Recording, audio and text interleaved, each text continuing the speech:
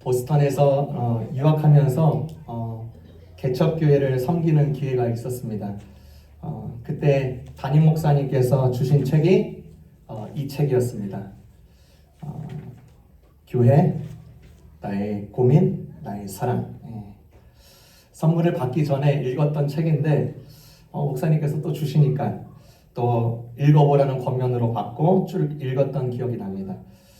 교회에 대해서 쉽게 아주 탁월하게 쓰인 책입니다. 후에 저희 교회가 북토크를 할 때 이 책을 읽으면 참 좋을 것 같아요. 이 책에서 저자는 자신의 교회 방랑기 시즌을 살짝 이야기합니다. 그 저자가 유년기 때 근본주의 교회 이야기부터 타주로 이사하면서 마주한 그 교회 이야기를 풀어냈습니다. 그가 몸소 담았던 교회에 대한 개념은 교회에 다닌다 이 정도였습니다. 교회에 다닌다. 그런데 교회에 대한 개념이 이제 바뀐 내용을 그 부분을 이렇게 표현을 했습니다. 기독교는 결코 지적이고 내적이기만 한 신앙이 아니다. 기독교는 삶이 수반되는 신앙이며 그 삶은 오직 공동체 안에서만 가능하다. 내가 끝내 교회를 포기하지 못한 것도 아마 그 때문일 것이다. 나는 내게 절실한 필요한 그 무엇이 교회 안에 있음을 마음 깊이 느낀다. 잠시 교회를 떠나 있을 때면 고통받는 쪽은 언제나 나였다. 믿음이 시들고 사랑 없는 딱딱한 등딱지가 나를 다시 덮었다.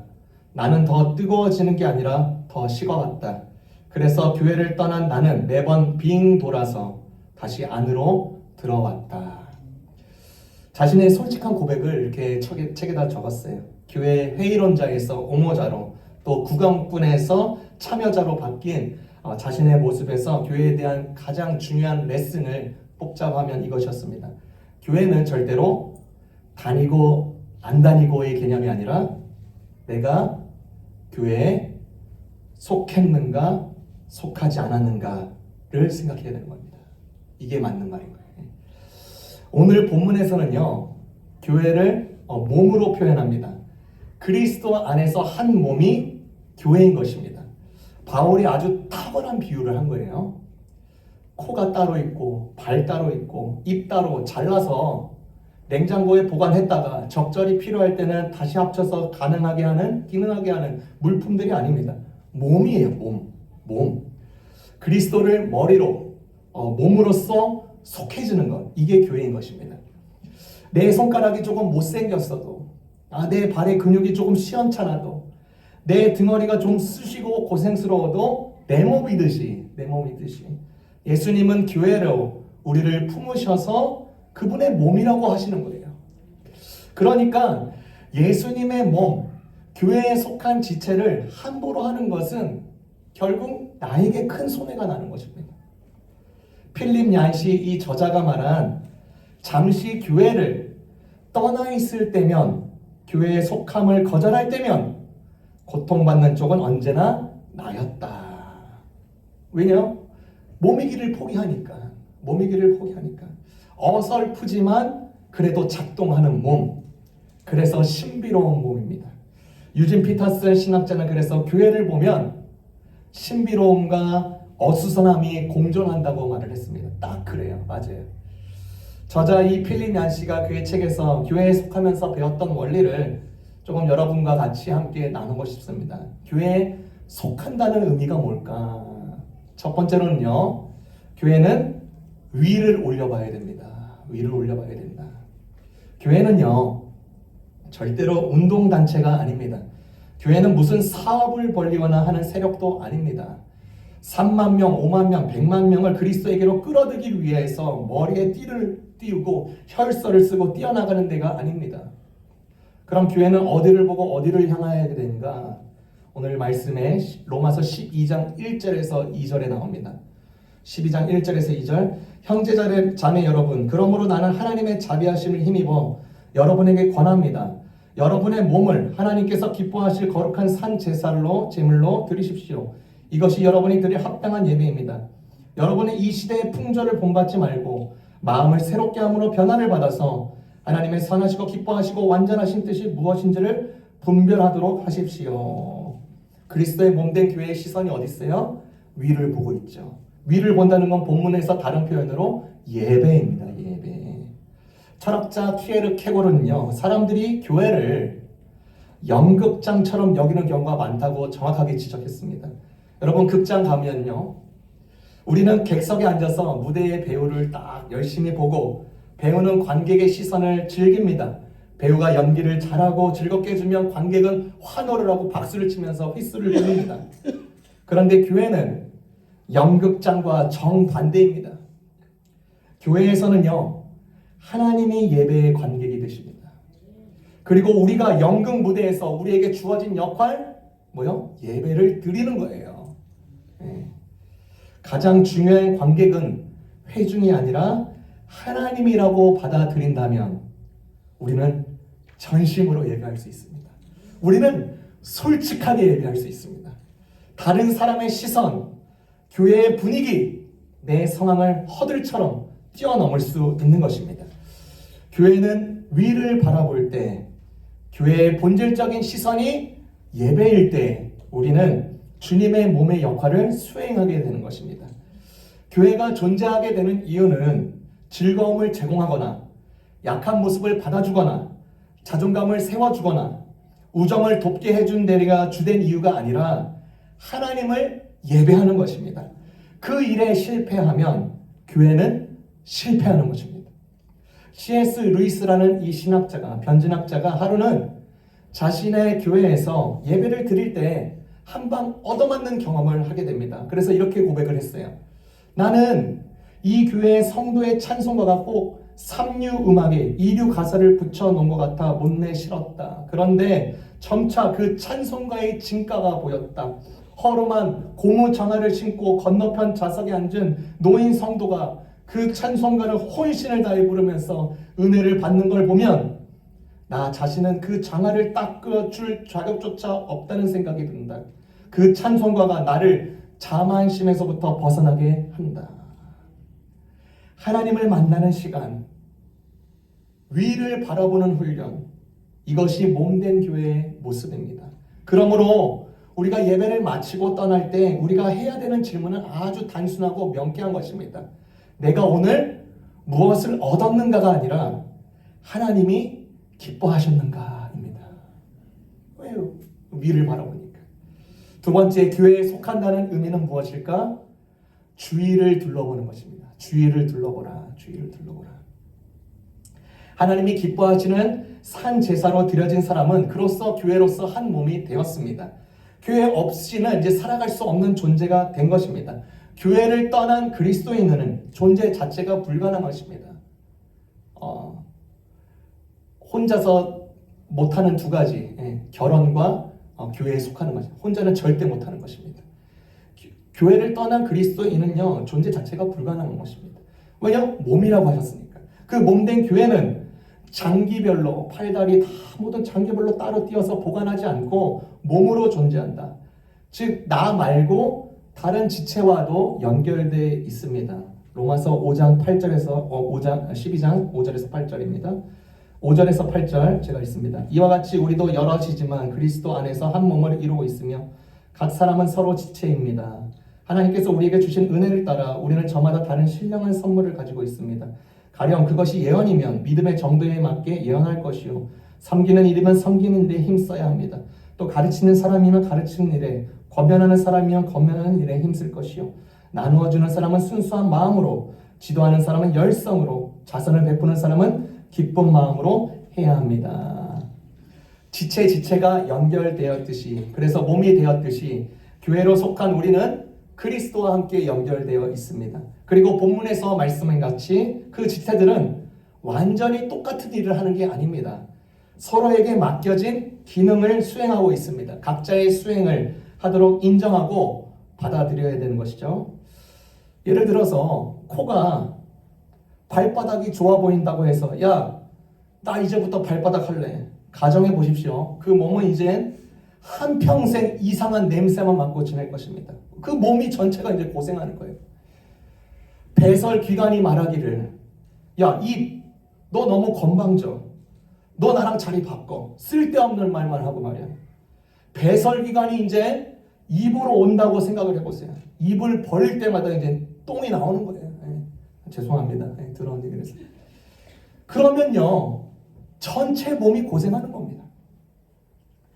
각자의 맡은 기능이 주어진 것처럼 그 기능을 인정해주고 받아주는 게 그 몸을 위한 것입니다. 따라서 교회는 어떤 명분으로든 한 구성원의 독재가 허용될 수가 없습니다. 유일하게 받아들일 수 있고 이루어져야 되는 독재는 교회의 머리 대신 예수 그리스도의 독재만 가능한 것이에요. 누구도 그분의 뜻에 의의를 달거나 그분의 명령을 거역해서는 안 되는 것입니다. 아무리 유능하고 아무리 위대한 목사라 해도 교회에서 독선을 행하는 일은 있을 수가 없는 것입니다. 목사는 그리스도의 종이지 그리스도가 아니기 때문인 것입니다. 하나님께서 우리에게 각자에게 주신 선물을 은사라고도 표현합니다. 몸의 기능은 그 지체처럼 지체에 맞게 그 은사에 맞게 사용되면 되는 것입니다. 전도가 쉬운 사람은 전도, 노래를 좋아하면 찬양으로, 컴퓨터를 다루기 쉬워하고 잘하면 테크팀으로, 음식을 만들 수 있으면 음식으로, 여러 가지 기능적으로 일이 되는 것입니다. 저희 여전도에 한번 보세요. 음식을 준비한다, 뭐 행사를 준비한다, 딱딱딱 됩니다. 딱딱딱 돼요 그냥. 딱딱딱. 서로 눈빛 이렇게 딱딱딱 돼요. 군대보다 더 빠릅니다. 서로 눈빛으로 다투 이거 이렇게 하면 다 돼 있어요. 어쩌다 밥솥에 전원을 안 눌러서 그렇지. 저희 목회협력위원회에서도요, 회의를 하면요, 제 원칙이 그래요. 20분을 절대 넘기지 않습니다. 왜요? 차라리 그 시간이 남으면 기도를 하는 게 더 낫지, 회의가 길어지면요, 오히려 문제가 더 생길 가능성이 더 많아요. 맡은 바 임무에 대해서 왈할 필요가 없어요. 예수의 몸을 위해서 그저 일할 뿐이에요. 그리스도인이 되었는데 자기가 무슨 은사를 받았는지 모른다면 그것은 은사가 주어지지 않아서가 아니라요, 이미 주어진 은사를 받아들일 줄 몰라서입니다. 모두에게 다 은사가 있는 거예요. 어떤 사람들은요, 안아주고 손 쓰다듬어 주는 거 잘하는 사람이 있어요. 그거 은사예요. 그거 못하는 사람 많아요. 스킨십을 싫어하는 사람 많습니다. 그러니까 그거 잘하는 거예요. 그것도 은사인 거예요. 어떤 사람은 커피를 기가 막히게 만듭니다. 은사입니다. 어떤 사람들은요, 요리를 진짜 못해요. 그런데 간 보는 것은 진짜 잘해요. 은사입니다. 작아 보여도 다 은사인 거예요. 그리고 바울은 은사적인 측면뿐만 아니라 관계적인 면도 강조해서 말하죠. 더 나아가서 9절, 15절입니다. 9절에서부터 15절, 그 뒤에 부분 9절에서부터 15절 제가 읽습니다. 사랑에는 거짓이 없어야 합니다. 악한 것을 미워하고 선한 것을 굳게 잡으십시오. 형제의 사랑으로 서로 다정하게 대하며 존경하기를 서로 먼저 하십시오. 열심을 내어서 부지런히 일하며 성령으로 뜨거워진 마음을 가지고 주님을 섬기십시오. 소망을 품고 즐거워하며 환난을 당할 때에는 참으며 기도를 꾸준히 하십시오.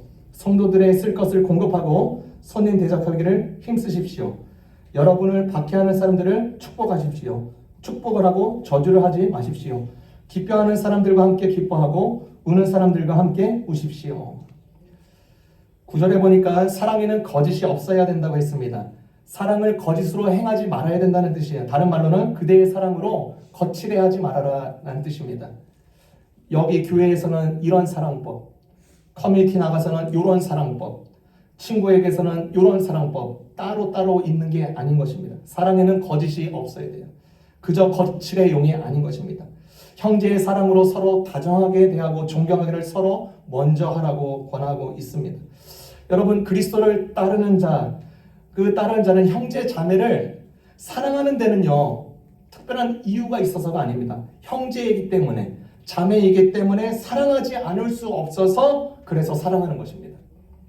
아픈 다리를요, 손이요, 이렇게 아유 고생스럽다 두들겨 줍니다.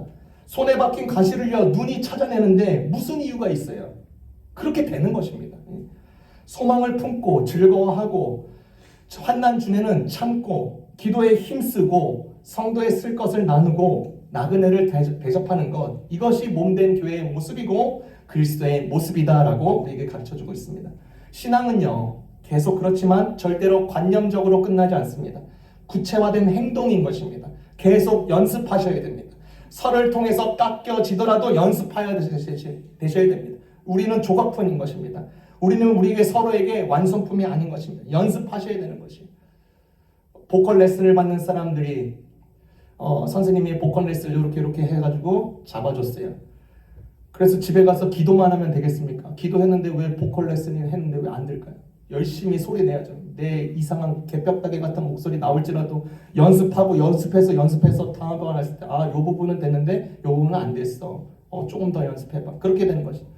아무리 그렇게 노력해봤자 기도만 한다고 고쳐지지 않는 것입니다.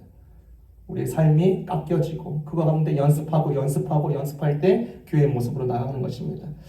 교회에 와서 상처를 받고 떠나는 사람들이 있다고 합니다. 이유를 들어보면 많은 이유가 있지만 비상식적인 면을 많이 봐서 그렇다고 합니다. 어떤 그 사람이 어떻게 그럴 수가 있어? 저 사람 어떻게 그럴 수가 있어? 여러분, 사람이 사람을 볼 때요, 점으로 보면 딱 그 지점만 보면 다 걸려 넘어질 수밖에 없습니다. 저를 보세요. 저를 보고 안 걸려 넘어질 자가 누가 있겠습니까? 저랑 한 3일만 같이 한번 살아보세요. 다 곤혹스러울 겁니다. 그런데 사람이 사람을 볼 때 점이 아니라 선으로 이해하고 길게 보면 또 이해할 수 있습니다. 또 넘어갈 수 있어요. 우리에게는요, 상식과 비상식이 너무 중요한데 이 그리스도의 한 몸으로 된 이 교회에는요, 또 다른 원리가 흐르고 있습니다. 은혜의 원리입니다. J.C. 라일이라는 신학자가 아주 중요한 말을 했어요. 삶이 공정하고 상식과 비상식으로만 대입된다면 우리는 모두 십자가에 이미 못 박혀 있어야 된다. 몸된 교회는요, 상식적인 원리뿐만 아니라 다른 원리가 있습니다. 그리스도를 머리로 삼는 교회, 예수 그리스도는 은혜와 진리가 충만하신 분이시기 때문에 그분의 원리가 우리에게도 신경세포를 통해서 계속 흐르고 있는 것입니다. 은혜의 원리, 은혜의 강이 흐르는 곳에는요, 용납이 있습니다. 은혜의 세포가 작동하는 지체에게는요, 문제가 문제로 보였는데 이제 더 이상 문제가 문제로 보이지 않는 것입니다. 이런 은혜가 있기를 바랍니다. 마지막으로 교회에 속한다는 것은 무엇인가? 밖을 내다봐야 됩니다. 첫 번째, 위를 향하여 봐야 된다. 두 번째는 주위를 둘러보라. 세 번째로는 밖을 내다보라.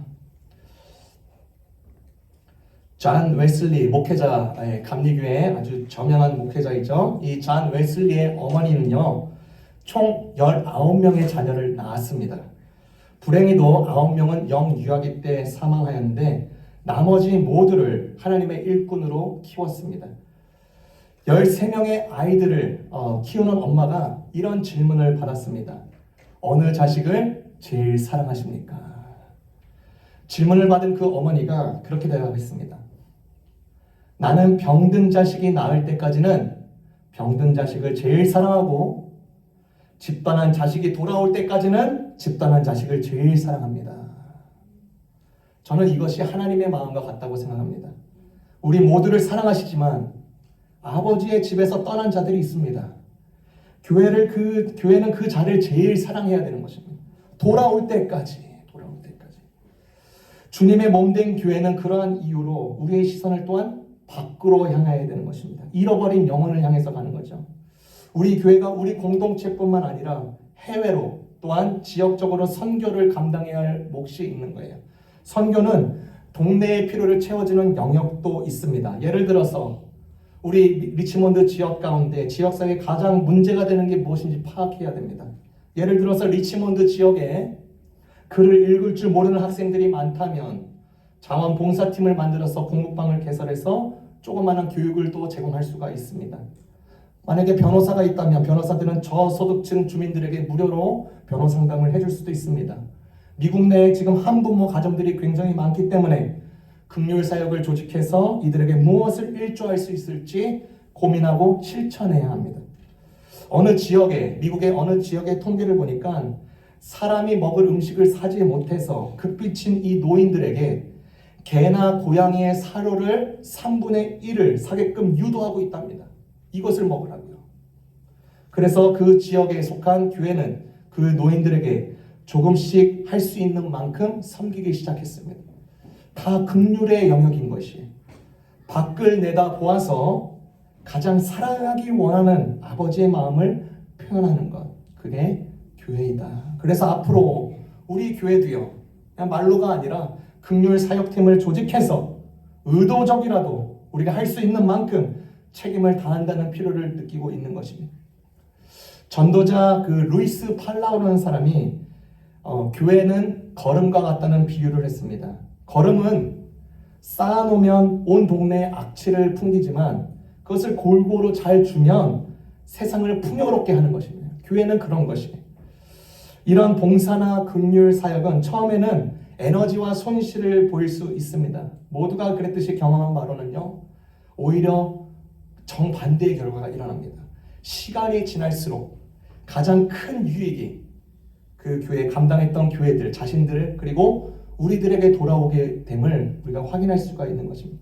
사랑을 베푸는 사람일수록 빈곤해지지 않고 더 풍요로워지는 게 신앙의 역설입니다. 또 다시 바울은요, 하반절에서 이렇게 선교적인 밖을 내다보는 훈련이 그런 측면뿐만 아니라 관계적인 측면도 강조하고 있습니다. 15절부터 21절입니다. 15절부터 21절. 기뻐하는 사람들과 함께 기뻐하고 우는 사람들과 함께 우십시오. 서로 한 마음이 되고 교만한 마음을 품지 말고 비천한 사람들과 함께 사귀고 스스로 지혜가 있는 채 하지 마십시오. 아무에게도 악을 악으로 갚지 말고 모든 사람이 선하다고 생각하는 일을 하려고 애쓰십시오. 여러분 쪽에서 할 수 있는 대로 모든 사람과 더불어 화평하게 지내십시오. 사랑하는 여러분, 여러분은 스스로 원수를 갚지 말고 그 일은 하나님의 진노하심에 맡기십시오. 성경에도 기록하기를 원수 갚는 것은 내가 할 일이니 내가 갚겠다고 주님께서 말씀하신다 하였습니다. 너의 원수가 줄이거든 먹을 것을 주고 그가 목말라 하시거든 마실 것을 주어라. 그렇게 하는 것은 너가 그의 머리 위에다가 숯불을 쌓는 셈이 될 것이다 하였습니다. 악에게 지지 말고 선으로 악을 이기십시오. 다시 한번 이 바울은 이 교회 안에서 관계적인 측면도 또 세상 사람들과의 관계적인 측면을 설명하고 강조하고 있습니다. 전달하는 내용을 보면 타인과 나와 당신과 나와 너와의 관계, 타인과의 행동 양식을 말해주고 있습니다. 16절에 보니까 서로 한 마음이 되고 교만한 마음을 품지 말고 비천한 사람들과 함께 사귀고 스스로 지혜가 있는 채 하지 마십시오.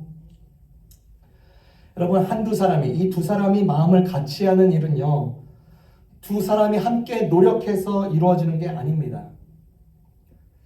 둘 가운데 누군가 먼저 자기 마음을 비워서 상대의 마음으로 자기 마음을 삼아야 되는 것입니다.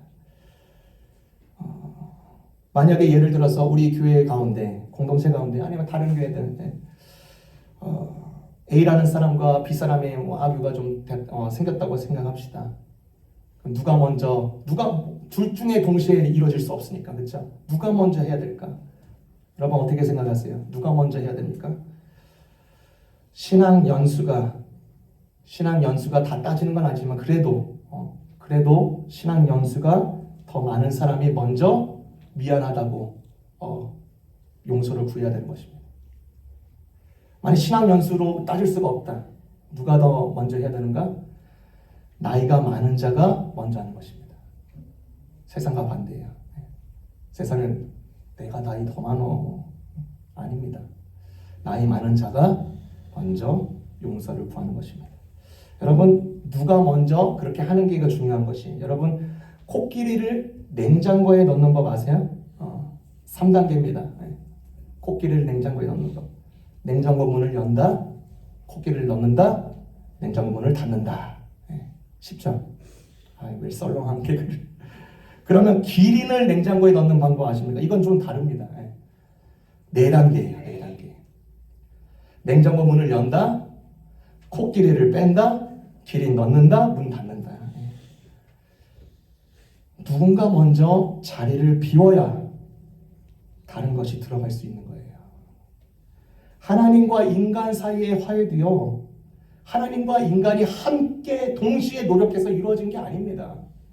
하나님께서 일방적으로 먼저 당신 아들을 보내셨어요. 물론 한쪽의 노력으로만 진정한 화해가 되는 건 아니지만 어쨌든 시작은 어느 한쪽이 먼저 해야 되는 거예요. 먼저.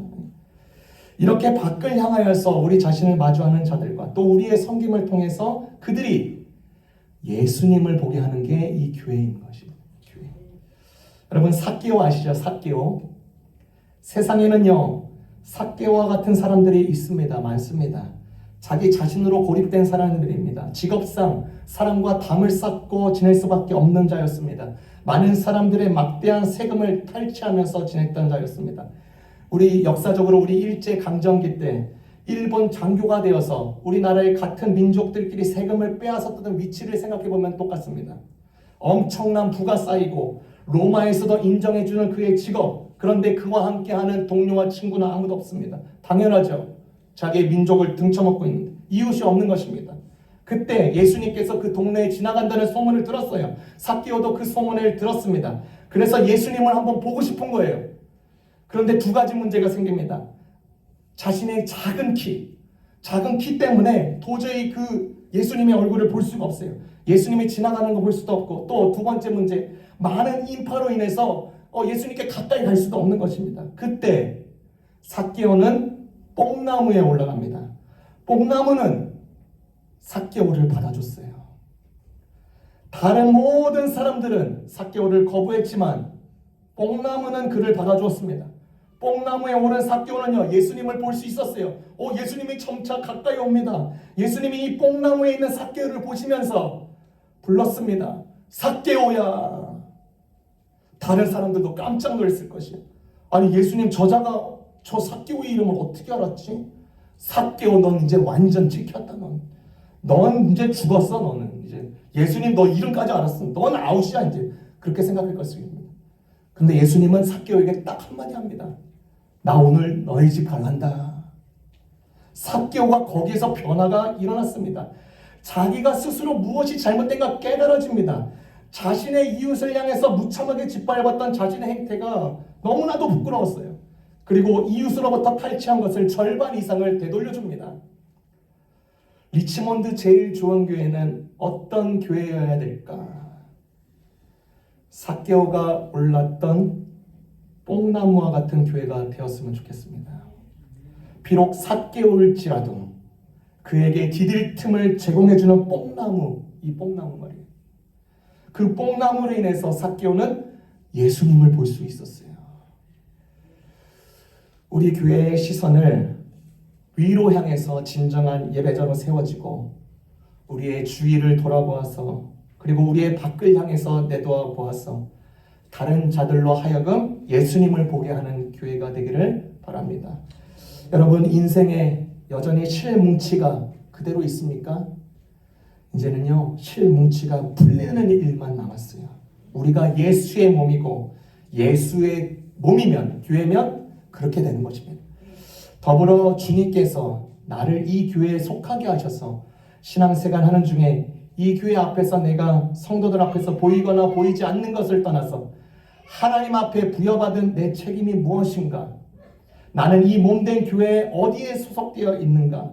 내가 할 일은 무엇인가 위에서 기도하며 제 기능을 담당하는 복된 지체가 되시기를 주님의 이름으로 기도합니다. 기도하겠습니다.